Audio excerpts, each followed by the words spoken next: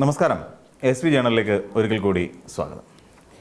നമ്മുടെ മുഖ്യമന്ത്രിയെ കഴിഞ്ഞ ദിവസം RV ബാബു, ശശികല ഇവർ രണ്ടുപേരും പോയി കാണുന്നു, നിവേദനം നൽകി തിരിച്ചു വരുന്നു.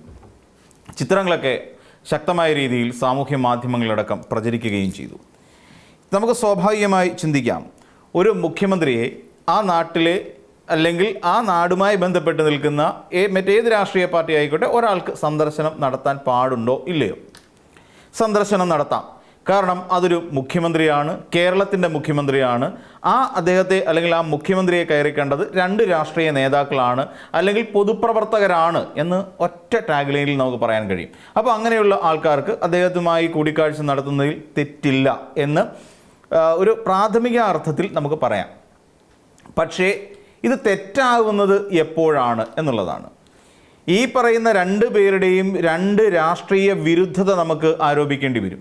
ഇപ്പോൾ അങ്ങനെയാണെങ്കിൽ സ്വാഭാവികമായി ചോദിക്കാം, മുഖ്യമന്ത്രിയായി അധികാരമേൽക്കുന്നതിന് മുൻപ് നിയുക്ത മുഖ്യമന്ത്രിയായ VD സതീശൻ പിണറായി വിജയനെ എന്തിന് കണ്ടു? അതൊരു കൂടിക്കാഴ്ചയല്ലേ, രണ്ട് രാഷ്ട്രീയ നേതാക്കന്മാരല്ലേ എന്ന നിലയിൽ ചർച്ച ചെയ്യപ്പെട്ടിരുന്നു. ഒരു മുൻ മുഖ്യമന്ത്രിയാണ് എന്നുള്ള തലത്തിലാണ് നമ്മളതിനെ കണ്ടതും ആ പ്രാധാന്യം മാത്രമേ നൽകിയിട്ടുമുള്ളൂ എന്നുള്ളതാണ്. ഇവിടെയാണ് നമ്മൾ പുലർത്തുന്ന അല്ലെങ്കിൽ ഇവിടെ ഒരു കൂട്ടം മാധ്യമ പ്രവർത്തകർ പുലർത്തുന്ന ഇരട്ടത്താപ്പിൻ്റെ ഒരു പൊളിച്ചെഴുത്ത് നടക്കാൻ പോകുന്നത്. സ്വാഭാവികമായും കേരളത്തിലെ ഏറ്റവും പ്രധാനപ്പെട്ട ഒരു രാഷ്ട്രീയ പാർട്ടിയായ CPIM-ന്റെ നേതാവാണ് അല്ലെങ്കിൽ LDF-ന്റെ കൺവീനറായിരുന്ന ഒരാളാണ്, നമുക്കറിയാം, സഖാവ് EP ജയരാജൻ. എന്നാൽ പ്രകാശ് ജാവദേക്കർ എന്ന് പറയുന്ന കേരളത്തിൻ്റെ BJPയുടെ പ്രഭാരിയായിരുന്ന ഒരാൾ പോകുന്ന പോക്കിൽ ആക്കുളത്തുള്ള അദ്ദേഹത്തിൻ്റെ മകൻ്റെ ഫ്ലാറ്റിലെത്തി EP ജയരാജനുമായി കൂടിക്കാഴ്ച നടത്തി എന്ന് പറയുന്ന ഒരു വിഷയമുണ്ടായി. അത് രാഷ്ട്രീയ പ്രവേശനത്തെക്കുറിച്ച് ചർച്ച ചെയ്യുന്നതിനാണോ എന്തോ ഒന്നും അറിയില്ല. പക്ഷേ ഒരു രാഷ്ട്രീയ നേതാവായ EP ജയരാജൻ്റെ വസതിയിലെത്തി ഈ പ്രഭാരി കൂടിക്കാഴ്ച നടത്തി. എത്ര ദിവസം, ശ്രദ്ധിക്കുക, എത്ര ദിവസം നമ്മുടെ കേരളത്തിൽ ഇതുമായി ബന്ധപ്പെട്ട് ചർച്ചകൾ കൊടുമ്പിരിക്കൊണ്ടു എന്നുള്ളത് നമ്മൾ ആലോചിച്ച് നോക്കൂ. അവിടെ ഒരു സംഘപരിവാർ ആശയമുള്ള ഒരു നേതാവ് അദ്ദേഹത്തെ കൂടിക്കാഴ്ച നടത്തുന്നു. അതിൻ്റെ പിന്നെ ഇനിയും ഇതുമായി ശ്രീ M എന്ന് പറയുന്ന ഒരാളുമായി ബന്ധപ്പെട്ടുകൊണ്ട് മസ്കറ്റ് ഹോട്ടലിൽ വെച്ച് പിണറായി വിജയൻ നടത്തിയ ചർച്ചകൾ നടത്തി എന്നും പറയപ്പെടുന്നു. അപ്പോൾ എന്തുകൊണ്ടാണ് ഇവിടെ ഒരു ആളിന് കൂടിക്കാഴ്ച നടത്താൻ കഴിയില്ലേ? അങ്ങനെ അപ്പോൾ ഇത് രണ്ടിനെയും കൂട്ടിച്ചേർത്ത് വായിക്കുമ്പോഴാണ് VD സതീശൻ നടത്തിയ കൂടിക്കാഴ്ചയിൽ അല്ലെങ്കിൽ VD സതീശനുമായി ശശികലയും അതോടൊപ്പം നമ്മുടെ RV ബാബുവും നടത്തിയ കൂടിക്കാഴ്ചയെ സംശയാസ്പദമായി കാണേണ്ടി വരുന്നത്. അപ്പോൾ എന്താണ് RV ബാബു ഇതിനു മുൻപ് VD സതീശനെതിരായി ശക്തമായ ചില ആരോപണങ്ങൾ ഉന്നയിച്ചൊരു വ്യക്തിയാണ്. അതായത് VD സതീശൻ MLA മത്സരിക്കുന്ന പറവൂരിൽ വോട്ടർമാരെ ചാക്കിടാൻ വേണ്ടിയിട്ട് അദ്ദേഹം നേരെ കയറി ചെല്ലുകയും ഈ പറയുന്ന RSSകാരോട് വോട്ട് തനിക്ക് തന്നെ നൽകണമെന്ന് അഭ്യർത്ഥിക്കുകയും ചെയ്തു എന്ന് പറയുന്ന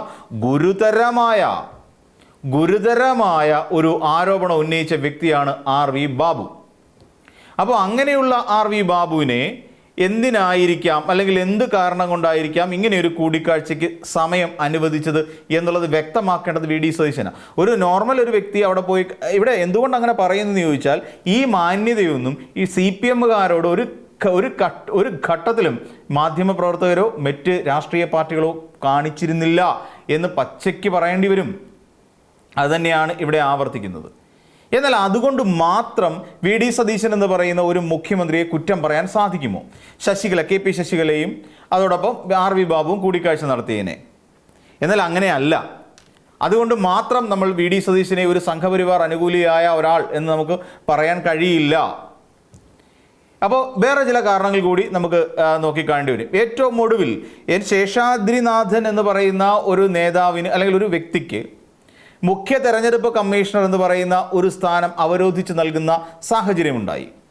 അപ്പം DCC ജനറൽ സെക്രട്ടറി ആയിരിക്കുന്ന ഒരാൾ KPCC ജനറൽ സെക്രട്ടറി പോലും ഈ നിയമനത്തെ തള്ളിപ്പറഞ്ഞിരുന്നു.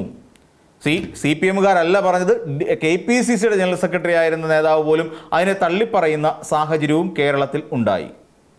അപ്പോൾ ഈ നിയമനം തീർത്തും പാർട്ടിക്ക് വിരുദ്ധമാണ് അല്ലെങ്കിൽ കോൺഗ്രസ് പാർട്ടിക്ക് വിരുദ്ധമാണ് എന്നൊരു സൂചനയും അതിൻ്റെ ഒരു തെളിവും കൂടി പകർന്നു തരുന്നതല്ലേ എന്ന് സ്വാഭാവികമായും നമുക്ക് സംശയമുണ്ടായേക്കാം. അപ്പോൾ ശേഷാദ്രിനാഥിൻ്റെ നിയമനം ഒന്ന്. ഇനി മറ്റൊന്നിലേക്ക് പോയാലും നമുക്ക് അങ്ങനെ തോന്നാം. രത്തൻ യു ഖേൽക്കർ എന്ന് പറയുന്ന ഒരു മുൻ തെരഞ്ഞെടുപ്പ് കമ്മീഷണറെ ഇവിടെ അദ്ദേഹത്തിൻ്റെ സെക്രട്ടറിയായിട്ട് നിയമിക്കുന്നു. അവിടെയും നമുക്ക് ചില സംശയങ്ങൾ ഉണ്ടാകാം.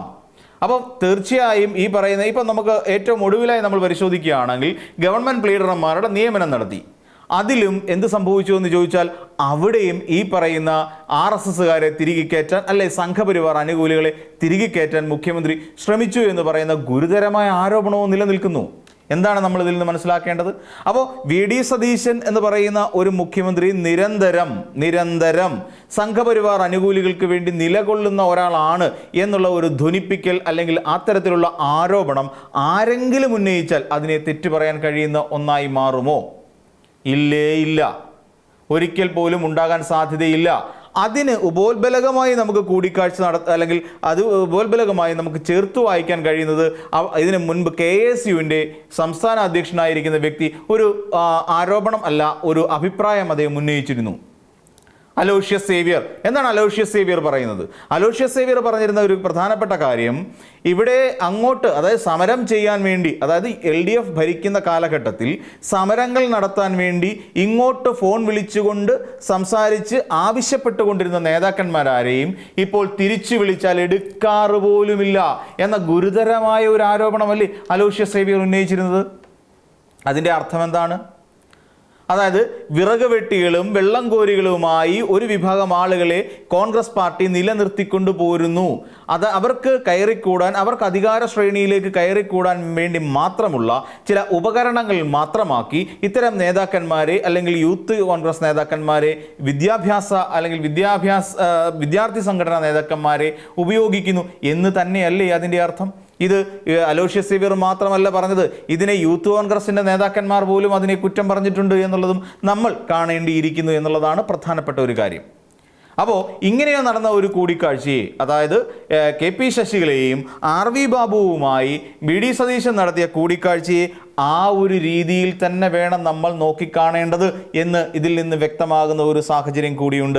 അപ്പോൾ തീർച്ചയായും നമുക്ക് പറയാൻ കഴിയുന്നത്, അദ്ദേഹം നടത്തിയിട്ടുള്ള നിയമനങ്ങൾ ആകെ മൊത്തം എടുത്ത് പരിശോധിച്ചാലും, അദ്ദേഹം കൂടിക്കാഴ്ച നടത്തിയിട്ടുള്ള നേതാക്കന്മാരുടെ ലിസ്റ്റുകൾ എടുത്ത് പരിശോധിച്ചാലും, ഏറ്റവും ഒടുവിൽ നമുക്കറിയാവുന്നതുപോലെ വിഴിഞ്ഞം തുറമുഖവുമായി ബന്ധപ്പെട്ടുകൊണ്ട് ആ വിഴിഞ്ഞം തുറമുഖത്തിൻ്റെ മേജർ ഷെയർ 49% വരുന്ന ഷെയറുകൾ അദാനി ഗ്രൂപ്പ് വിൽക്കാനിടയായ സാഹചര്യവും നമ്മൾ പരിഗണിക്കേണ്ടി വരും. അപ്പോഴും അദാനി ഗ്രൂപ്പ് അത് വിൽറ്റ സമയത്ത് അതൃപ്തി അറിയിച്ചു. അതായത് ഗുരുതരമായ കരാർ ലംഘനം നടത്തിയിട്ട് കൂടിയും VD സതീശൻ പറഞ്ഞ അതിനെ മുഖ്യമന്ത്രി അതൃപ്തി അറിയിക്കുക മാത്രമാണ് ചെയ്തത്. ഗുരുതരമായ കരാർ ലംഘനമാണ് നടത്തിയിരിക്കുന്നത്. 49% ഓഹരികൾ വിൽക്കുന്നതിന് മുൻപ് സംസ്ഥാന സർക്കാരിൻ്റെ അപ്രൂവൽ ഉണ്ടായിരിക്കണമെന്ന് പറയുന്ന ആ കരാറിലെ വ്യവസ്ഥയെ ലംഘിച്ചിരിക്കുന്നു. അപ്പോൾ കരാർ ലംഘനം നടത്തിയിട്ട് പോലും അതൃപ്തി അറിയിച്ചാൽ മതിയോ എന്നൊരു ചോദ്യം കൂടി നമ്മുടെ മുന്നിലുണ്ട്. അതോടൊപ്പം എന്താ പറയുന്നത്, ഈ സാഹചര്യത്തിൽ നമുക്ക് പലതും ഈ പറയുന്ന ഒരു BJPക്കാർ ഈ കൂടിക്കാഴ്ച നടത്തുന്നതിനെ നമ്മൾ അങ്ങനെ ചൂണ്ടിക്കാണിക്കേണ്ടി വരും. ഇത് കൂടാതെ നമുക്കറിയാവുന്ന പോലെ തുഷാർ വെള്ളാപ്പള്ളി എന്ന് പറഞ്ഞാൽ വെള്ളാപ്പള്ളിയുടെ മകനായ തുഷാർ വെള്ളാപ്പള്ളി VD സതീശനെ അങ്ങോട്ട് പോയി കാണുകയും അദ്ദേഹത്തിന് ബൊക്കയും മാലയൊക്കെ അർപ്പിക്കുന്നതും അതോടൊപ്പം തന്നെ അദ്ദേഹത്തിൻ്റെ കഴുത്തിൽ പൊന്നാട അണിയിക്കുന്നതും ഒക്കെ നമ്മൾ കാണുകയും ചെയ്ത ഒരു സാഹചര്യം കൂടി നമ്മുടെ കേരളത്തിലുണ്ട്.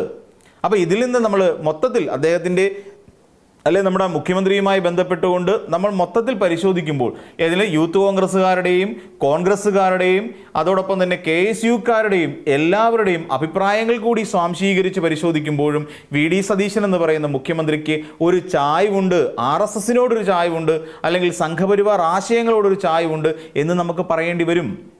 അപ്പോൾ അതിൻ്റെ അർത്ഥം VD സതീശൻ എന്ന് പറയുന്ന മുഖ്യമന്ത്രി കേരളത്തെ വരും കാലങ്ങളിൽ ഈ പറയുന്ന RSSലേക്കോ അല്ലെങ്കിൽ വരുന്ന ഒരു മൂന്നാം മുന്നണിയുടെ കയ്യിലേക്കോ എത്തിച്ചു കൊടുക്കുക എന്ന ശ്രമകരമായ ദൗത്യമാണോ ഏറ്റെടുത്തിരിക്കുന്നത് എന്നും നമുക്ക് സംശയിക്കേണ്ടി വരും. അപ്പോൾ മറ്റൊരു വീഡിയോയുമായി നമുക്ക് വീണ്ടും കാണാം.